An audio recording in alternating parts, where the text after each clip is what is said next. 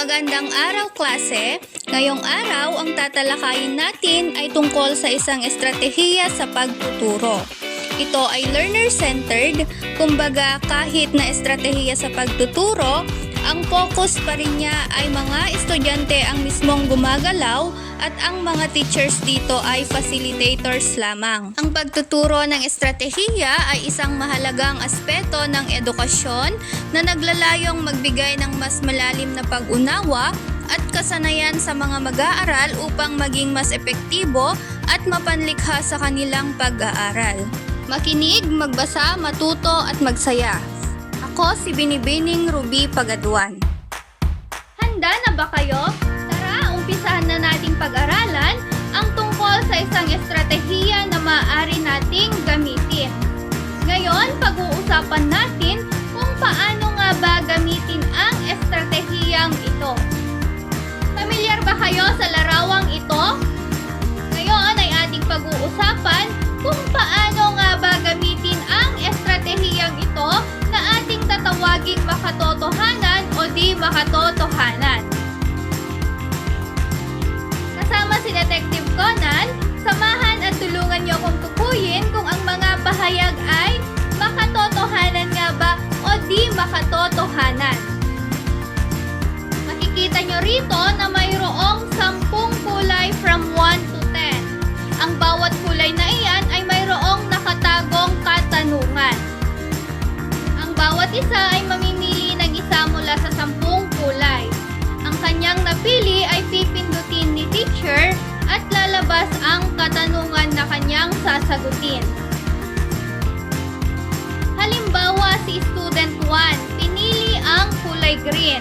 Ngayon ay bubuksan ni teacher at babasahin ang tanong. Sasagutin lamang ni Student 1 kung ang pahayag na kanyang napili ay makatotohanan o di makatotohanan. Ngunit paano ba natin malalaman kung tama ba o mali ang kanyang sagot? Kung makatotohanan ang kanyang sagot, i-click lamang natin ang check at exit naman kung hindi makatotohanan ang kanyang sagot at lalabas na kung tama ba o mali ang kanyang sagot. Para makapili muli ng tanong na sasagutin, i-click lamang ang arrow back at babalik na ito sa mga 10 kulay. Ipili lamang ang mga estudyante hanggang matapos sagutin ang mga katanungan. Ngayon ay subukan na natin ang kabuuan ng estratehiyang ito. Tara, samahan niyo akong tukuyin ang mga pahayag kung ito ay katotohanan o di makatotohanan. I-click lamang natin ang screen at lalabas ang 10 kulay kung saan natin makikita ang mga tanong na ating sasagutin. Ngayon, mamimili tayo ng isang kulay. I-click lamang natin at lalabas na ang tanong. Ang tanong ay, ang balbal ay tinatawag na islang sa Ingles. Ngayon ay sasagutin natin kung ang pahayag na iyan ay makatotohanan o di makatotohanan.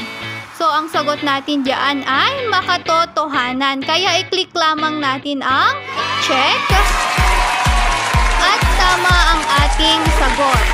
Para makapili ulit ng tanong na ating sasagutin, i-click lamang ang arrow back at makikita na naman natin ang 10 kulay. Ngayon ay mamimili na naman tayo ng kulay. Okay, so lalabas ang tanong. Ang kolokyal ay mas mataas lamang kaysa sa balbal. Ngayon, sasagutin natin ang pahayag na iyan kung makatotohanan o di makatotohanan.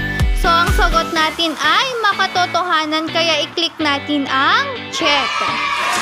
Okay, so tama ang ating sagot.